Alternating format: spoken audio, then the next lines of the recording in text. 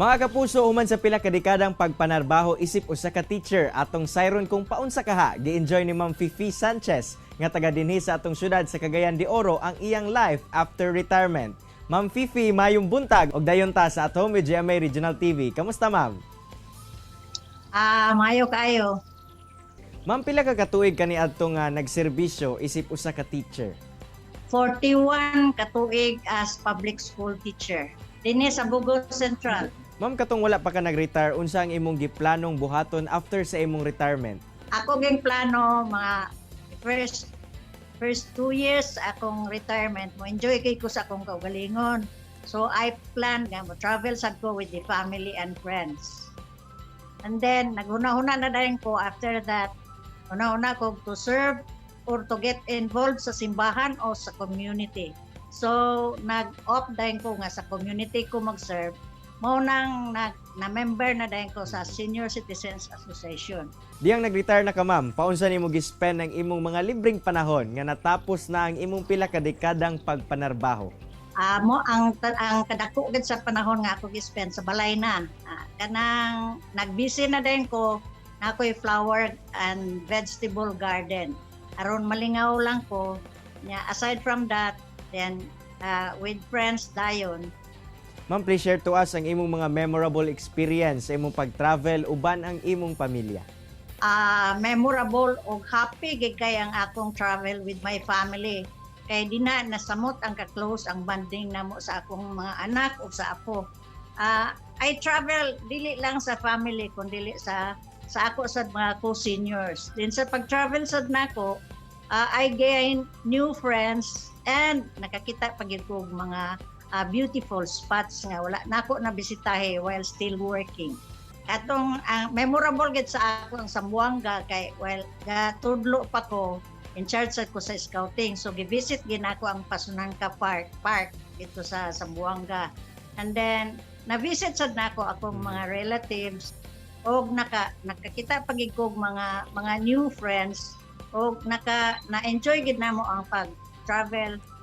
Makita ang mga gwapo nga spots nga dinha anang lugar.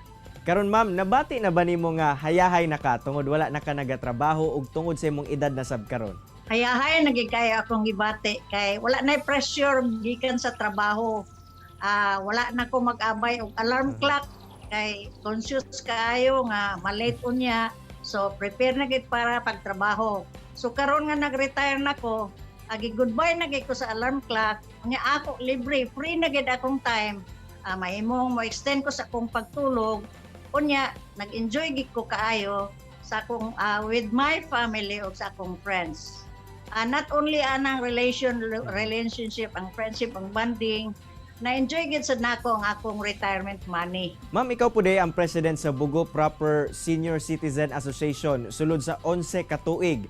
Along the way, ma'am, unsa ang inyong mga programa sa inyong organisasyon? Ako geng gipaninguha, gisunod ko gid ng kanang Republic Act sa Senior Citizens Act nga matabangan gid nako once ako mga co-officers ang mga needs yun sa mga seniors. So kami ang ga-provide mutabang nila nga makasecure silang ID, makasiguro nga mo enjoy sila sa discount ug sa mga privileges nga gihatag sa DSWD o sa ato sa gobyerno dinhi sa Cagayan de Oro. Aside from the needs of ilang mga problema, naghatag sad mig mga kalingawan. So every month na ami meeting, so na ami mga Zumba, mga games aron malingaw ang mga seniors.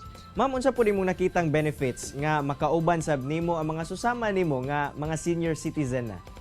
Nakagain akong experience kay sa akong 41 years in the service, na-involve ko sa mga bata.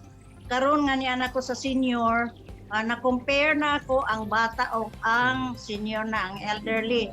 So, daghan pa din ko dapat patunan sa usa ka kinabuhi sa senior, sa batasan, sa ilang mga experience nga nakakuha sad ko, exchange of ideas, magtinambaga, maglingaw, mag-discuss sa among mga hobbies. Karon, ma'am, unsa ba imong daily activity sa balay aron magpabiling basko gihapon og productive?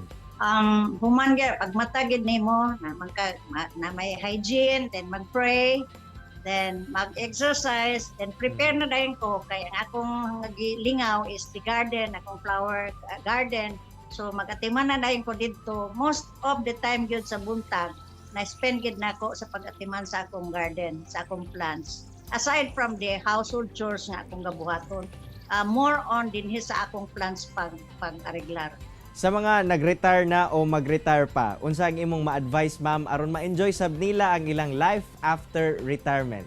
Sa mga nag-retire na sa makanako, ako lang ikatambag nga enjoy the most of the remaining days dinhi sa earth. Mo enjoy lang mi, dili sobra kagol, and then ang ako ging tambag sa mga seniors nga be patient, be compassionate, and be humble.